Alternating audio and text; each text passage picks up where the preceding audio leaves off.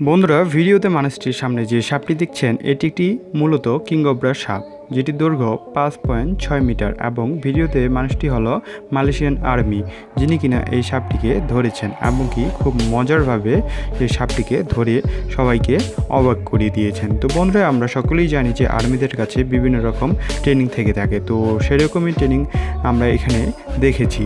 তো কতটা ভয়াবহ একটি সাপকে তারা ধরতে পারে।